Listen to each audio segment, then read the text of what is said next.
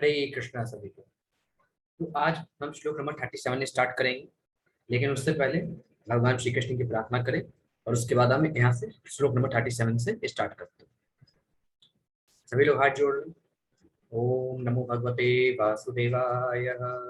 जन्मादस्य यतु अन्वया तितरतश्चार्थे अस्वभिज्ञः स्वराट तेने ब्रह्म हृदय आदि कवे मुह्यन्ति यत् सूर्यः तेजो वारिमृदां यथा विनिमयो यत्र त्रिसर्गो अमृषा धाम्ना स्वेन सदा निरस्ते कुहकं सत्यं परं धीमहि।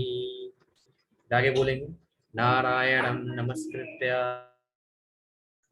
नारायणं नमस्कृत्य नरं चैव नरोत्तमं देवीं सरस्वतीं व्यासं ततो जयमुदीरये। अब हम श्लोक नंबर 37 स्टार्ट करते हैं। ठीक है। न चास्य कश्चित् त्रिगुणेन धातुरवैति जन्तु पुंनिश उति नामानि रूपाणि मनोवचोभिः सतन्त्वतो नटचर्या विभाग्यः। शिशु जी महाराज कहते हैं, मूर्ख मनुष्य अपने अल्प ज्ञान के कारण भगवान के रूपों, नामों तथा कर्मों की दिव्य प्रकृति को नहीं जानते, क्योंकि वे तो किसी नाटक में एक पात्र की तरह कार्य कर रहे होते हैं। नहीं ऐसे मनुष्य अपने तर्क या अपनी वाणी द्वारा भी ऐसी बातों को व्यक्त कर सकते हैं। तो यहाँ पे शिशु जी महाराज कहते हैं कि जो मूर्ख मनुष्य होते हैं वे भगवान के दिव्य रूपों को, दिव्य नामों को और उनके कर्म जो दिव्य है, आम नहीं है, दिव्य कर्म है, उसको वो व्यक्ति नहीं जान सकता जो मूर्ख व्यक्ति होता है। क्योंकि हम सब व्यक्ति क्या हैं, हम तो एक नाटक के पात्र हैं, भगवान हमारे सूत्रधार हैं, हम सब उसी नाटक के पात्र हैं। इसलिए कभी कभी कई ऐसे व्यक्ति होते हैं जो भगवान के रूप को नहीं जान पाते, भगवान के नामों को नहीं जान पाते, भगवान के द्वारा किए गए दिव्य कर्मों को नहीं जान पाते, क्योंकि वे भगवान की भक्ति नहीं करते। लेकिन जो भगवान का भक्त होता है वो अवश्य इन सारी चीजों को जानता है। और भगवान को हम कभी तर्क से नहीं जान सकते, तर्क करके क्वेश्चन करके नहीं जान सकते। भगवान को जानना है तो वेदों के सार को मान के भगवान की शुद्ध भक्ति करके ही हम भगवान को जान सकते हैं। ऐसा शिशु जी महाराज यहाँ पे करते हैं। फिर आगे शिशु जी कहते हैं, सवेद धातु पदवीं परस्य दुरंत वीरस्य रथांग पाणे यो अमायया संतत्ते यानुवृत्त्या वृतत्या भजेत तत्पाद सरो जगन्धम।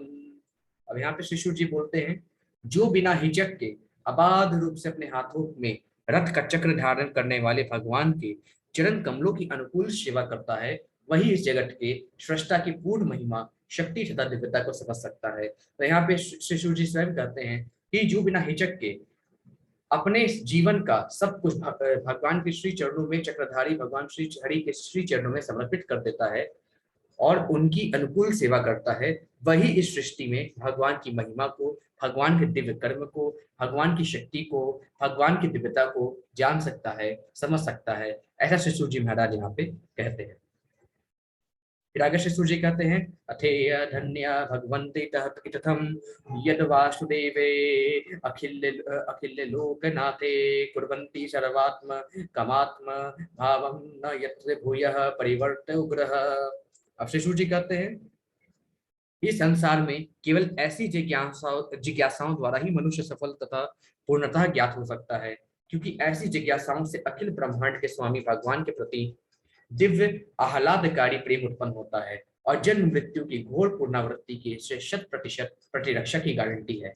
तो यहाँ पे वही बताया जा रहा है कि जो भगवत भक्त है, जो अपना सब कुछ भगवान श्रीहरि के चरणों में अर्पण कर चुका होता है और जो भगवान को जानना चाहता है, तो ऐसे जिज्ञासियों के लिए वो भगवान को जान सकता है। और जब वो भगवान को जान जाता है, भगवान के दिव्य कर्म को जान जाता है, तो ऐसा व्यक्ति जन्म मृत्यु की घोर पुनरावृत्ति से 100% प्रतिरक्षा की गारंटी प्राप्त कर लेता है और वो भगवत धाम को चला जाता है, जन्म मृत्यु के चक्कर से दूर हो जाता है। फिर आगे श्लोक नंबर 40 में शिशु जी कहते हैं, इदम भागवतम नाम पुराणम ब्रह्म संहितम उत्तम श्लोक चरितम चकार भगवान ऋषि निःश्रेय शाय लोकस्य धन्यम स्वस्तयनम महत। अब शिशु जी कहते हैं, यह श्रीमद् भागवत भगवान का साहित्य अवतार है, जिसे भगवान के अवतार वेद व्यास ने संकलित किया है। यह सभी लोगों के परम कल्याण के निमित्त है और यह सभी तरह से सफल, आनंदमय तथा परिपूर्ण है।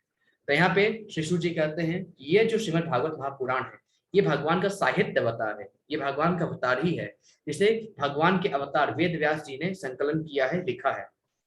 यह सभी लोगों के परम कल्याण के लिए ही है और सभी तरह से ये सफल है, आनंदमय है और परिपूर्ण है, ऐसा श्री सूत जी महाराज यहाँ पे कहते हैं।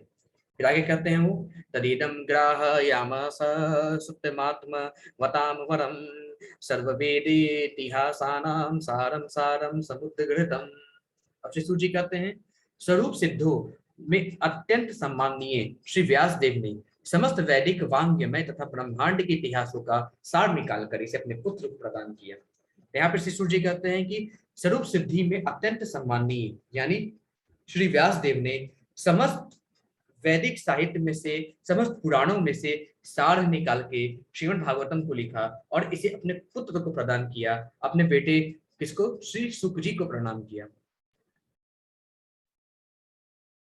ठीक है, फिर उसके बाद आगे श्री सूत जी कहते हैं सतु संश्राव्य यामास महाराजं परीक्षितम प्रायो प्रविष्टितम गंगायां परितम परम ऋषिभिः। व्यासदेव के पुत्र शुकदेव गोस्वामी ने अपनी पारी में महाराज परीक्षित को भागवत सुनाई, जो तब निर्जल तथा निराहार रहकर मृत्यु की परीक्षा करते हुए गंगा नदी के तट पर ऋषियों से घर घिरे बैठे हुए थे।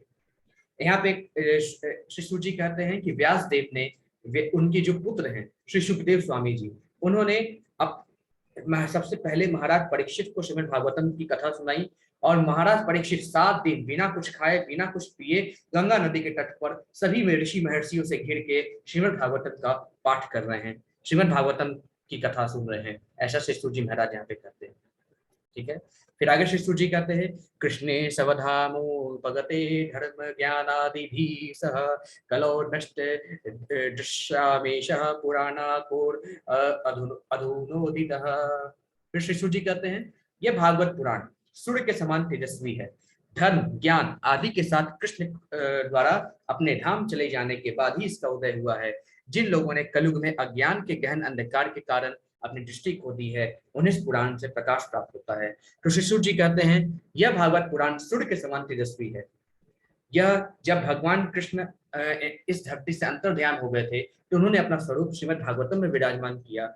अब जिन लोगों को कलयुग में अज्ञानता है, अंधकार दिखाई पड़ता है, अंधकार प्रतीत होता है, तो वो श्रीमद् भागवतम के प्रकाश में स्वरूप की शरण ले सकता है और उसके जीवन में प्रकाश होगा और अंत समय में वो भगवत धाम अवश्य जाएगा, ऐसा श्री सूत जी महाराज यहाँ पे कहते हैं। ठीक है, फिर आगे श्री सूत जी कहते हैं तत्र कीर्तयतु विप्रः विपर्षि भ्रूरि तेजसः अहम चाद्य गमं तत्र निविष्ट अस्त दनुग्रहात् सो अहम वह श्राव्य इस्यामि यथा गीतम यथा मतिः।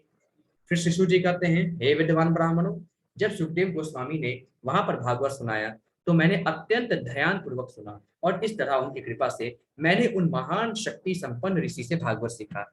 अब मैं तुम लोगों को वही सब सुनाने का प्रयत्न करूंगा जो मैंने उनसे सीखा तथा जैसे मैंने आत्मसात किया। तो श्री सूत जी कहते हैं कि हे विद्वान ब्राह्मणों, हे सोनक ऋषि, जब सुखदेव गोस्वामी ने राजा परीक्षित को वहां पे भागवत सुनाई तो अनेक ऋषि महर्षिगण वहां पे उपस्थित थे, वहां पे मैं भी उपस्थित था और मैंने भी श्री सुख जी से एक एक अक्षर अक्षर अपने हृदय में उस भागवत को स्थापित किया। वही भागवत गीता, वही श्रीमद् भागवतम अब मैं आप लोगों को सिखाने जा रहा हूँ, आप लोगों को सुनाने जा रहा हूँ, जैसा कि मैंने आत्मसात किया था। ठीक है, तो इस प्रकार से चैप्टर नंबर 3 यहाँ पे समाप्त होता है। इस प्रकार श्रीमद् भागवतम के प्रथम स्कंद के अंतर्गत समस्त अवतारों के स्त्रोत श्री कृष्ण नामक 3 अध्याय के भक्ति वेदांत तात्पर्य पूर्ण हुए। अब आगे चैप्टर नंबर 4 से हम श्री नारद का प्राकट्य पढ़ेंगे। ठीक है, तो बहुत अच्छी कथा है, सभी लोग अवश्य सुने, सभी लोग जुड़े रहे। ठीक है, हरे कृष्णा सभी।